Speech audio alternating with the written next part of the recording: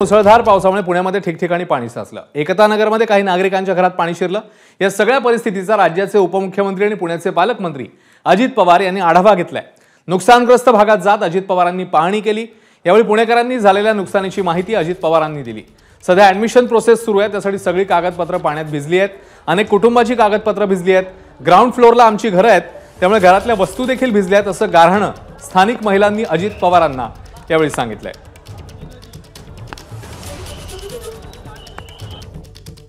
इकडची परिस्थिती लोक बघतायत सगळी। आता आमच्या इथला एक पण माणूस नाहीये। लोक अक्षरशः बायका पूर्ण रडतायत। लाखोचं नुकसान तिथं झालेलं आहे। अनाउन्समेंट जर झाली असती तर कदाचित आम्ही वेळेत सामान त्या लोकांचा हलवू शकलो असतो। आम्ही पण त्यांना मदत केली असती। आता ते बायका काय करणार आहेत तिकडे? दादा खरंच एकदा आमच्यासाठी तुम्ही त्या एरियात चला, तुम्हाला कळेल इथली परिस्थिती सगळ्यांसमोर आली। प्रगती पार्क आमची परिस्थिती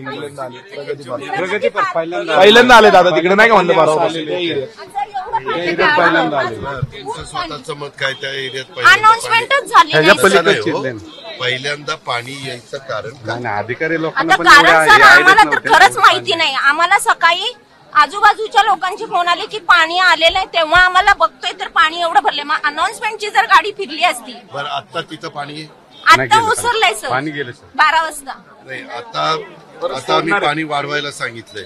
मग पाणी इथं वाढेल का जाईल? पाणी नाही वाढेल। मग आता सकाळी आले म्हणजे आता पण आले, पण मग अनाउन्समेंट करणं गरजेचं आहे ना दादा। नाही ताई, आपल्याला दिवसा पाणी जरा जास्त बाहेर काढून 6च्या आत जरा धरण खाली करायचंय, कारण धरण आहे आपला ते लगेच भरत आहे। रात्री भरलं जास्तीचं पाणी सोडलं तर पुन्हा लोकांना त्रास होईल, त्याकरता आपण ते करतोय।